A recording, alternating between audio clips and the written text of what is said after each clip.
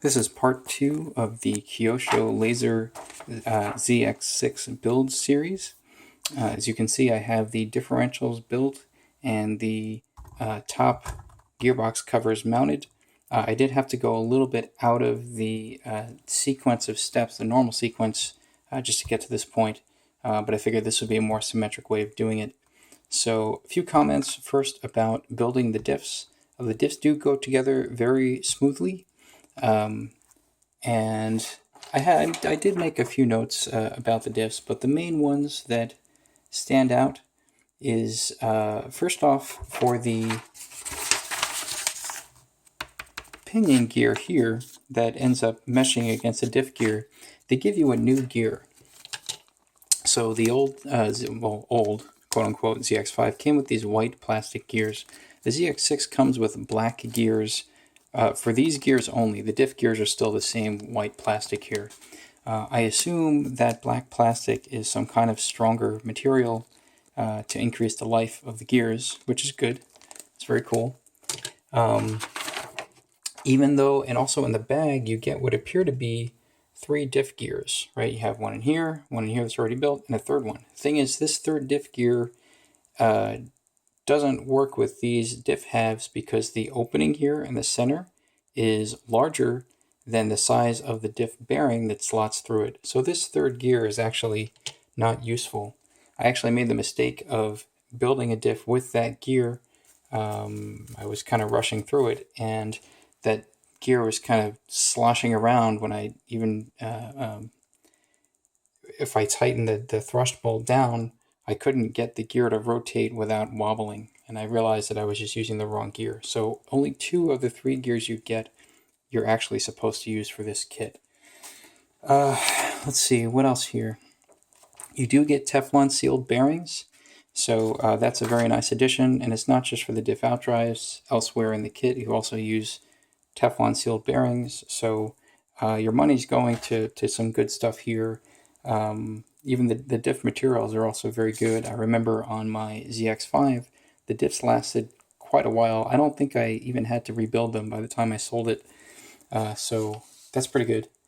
Let's see, the thrust bearing that you build, which is this guy here, right? These are your normal diff balls, 332 inch, and then these thrust balls here are 1/16 inch, and you actually use 8 of them to build the thrust bearing here. On the B44 and the low C22-4, you use only 6 thrust balls, and I think the balls are a little bit larger. So I would imagine that using more smaller balls could make the thrust bearing a little bit smoother. Maybe that's why they did it this way, I don't know. But otherwise, everything went together fine. Just like everything in this kit, you got to have some patience, make sure you're building it correctly. The next part is actually shimming the diff gear to fit in the gearbox. So what they do is they give you 8 total shims. They give you 6 0.2 millimeter shims and 2 0.1 millimeter shims. And I found that a particular combination of these worked for me for the front and rear gearboxes. Maybe there's tolerance in the molding for the gearboxes, so they give you these different shims to allow you to play around with the shimming.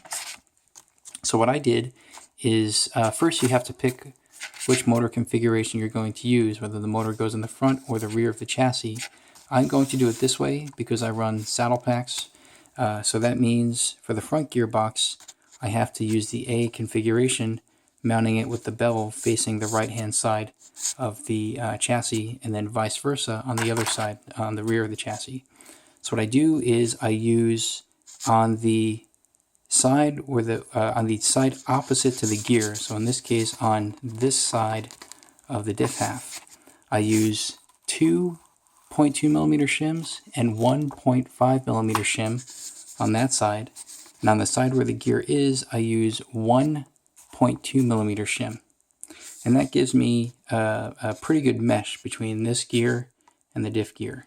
And I do that for both the front and rear. On the rear, again, on the side where the diff gear is, 1 0.2 millimeter shim. On the other side, 2 0.2 millimeter shims and 1.5 millimeter and 1.1 millimeter shim. Same thing. And that gave me pretty good mesh. Building the drive gear shaft here was relatively straightforward.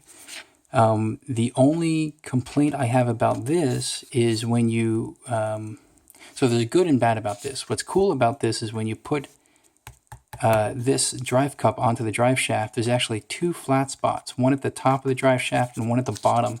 So you have two set screws that tighten this drive cup against the drive shaft. So that's very nice. The problem is when you put this hinge pin in, because there's a hole here, the hinge pin slots through the drive cup and the drive shaft, you have to secure it in place with a clip. This clip is a plastic ring clip, and they tell you to cut a gap in the clip and then mount the clip over the sort of opening here. It's kind of a bevel inside the drive cup to secure the clip in place. So it's kind of like on the B44 where you put that drive pin in between the drive cup and the drive shaft, and then you seal it up with an O-ring. Instead of an O-ring here, you're using a plastic clip. And the problem here is this plastic, you pop it in once and it's fine, but if you have to take it off, you can end up actually snapping this plastic if you're not careful. I almost did that on one of these pieces when I had to remove this to reassemble it. So be very careful with this plastic piece. I would much prefer that they used an O-ring, although I can see, sometimes the O-ring can slip out, so I can see why they would want to use this plastic cup. And the cup itself isn't completely smooth. There's these two little notches here that slot into the openings for the pin, because the pin isn't quite as long as the diameter is of the drive cup. So there's a little bit of an opening there in the pinhole for these little notches here to slide into and secure everything in place. It would have probably been better for them to use a metal C-clip like you would see on MIP or Team Associated CVAs or CVDs. Those C-clips hold relatively nicely.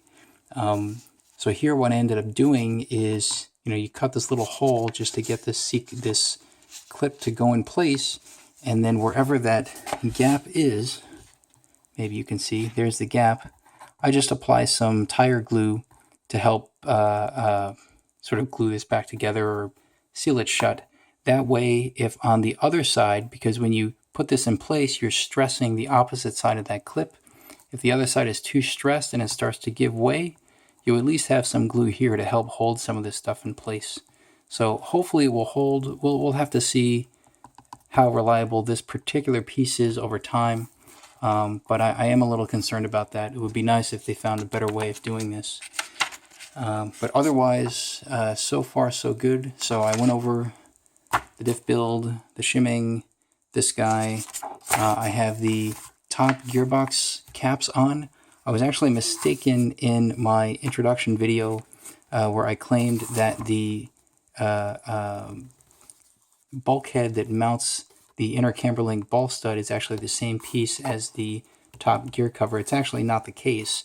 You still have the same top gear cover that you had from the ZX5, but this entire bulkhead is a completely different assembly. They basically combined the shock mount and the ball cup mount or the ball stud mount into one piece. Previously, these were two separate pieces. So this is probably going to be stronger than what it was before, right? So on the ZX5, you had this bulkhead for the shock tower and this piece here to mount the ball studs. And then to do the same thing on the ZX6, you have this kind of assembly right here. It's just a single integrated unit. And the plastic is a bit stronger, it would seem, overall. And in addition to that, the material here for the ball stud mounting is a little thicker. And I think there's a little bit of extra bracing here for the part of the bulkhead that the shock tower mounts onto. So this should be a stronger piece overall for both this and this, because these did tend to break on hard knocks on the ZX5. So hopefully this is an improvement for the ZX6. I'll get to that eventually. I kind of skipped ahead of that just so I could get the rear diff in place and the rear gearbox cover. But I'll go back to this step and then move forward with the rest of the build. So this is where I am right now. I'm sure that I have some comments that I forgot to mention. But overall, so far so good. It's taken me a couple of hours just to get to this point because I was really just taking my time to, for the most part at least, to make sure I got everything right. One thing I forgot to mention, the actual diff greases you use, the black grease and the diff grease, come in containers like this. They don't come in tubes like they do for the B44 or the Losi 22.4 builds. So you just have to use like the tip of your, hex driver and pull the grease out and smush it all over the diff balls and the gears and everything. Also, when you put the diff together, while I still have time to mention it, so you use the clear diff grease in here for the main diff balls. Do not be afraid to over apply diff grease. Be liberal with how much you apply the diff grease here, because when you put this together and that diff grease squeezes out, the excess grease squeezes out, you have to use that grease anyway when you mount the diff gear in and mesh it against this little pinion gear here. So just use that extra grease and just smush it around the diff gear and you'll be ready to go for this guy. Yeah, also the diff greases themselves, the ball diff grease is, I'd say, a medium viscosity. It's kind of in the middle between the Associated clear diff grease and the Losi diff grease, which is kind of thick. This is sort of in the middle, just for your own information. And the Kyosho drive joint greases is the black grease. This is actually, it feels like a relatively light viscosity. The Associated black grease is kind of in the middle, and the Losi black grease is kind of in the middle, maybe a little bit on the heavier side. This is pretty light stuff compared to those other brands, but even still, the diffs do go together nicely. They feel pretty smooth. They're the same diffs as a ZX5, and again, those lasted a long time when I had them. So that's it for now, and thanks for watching.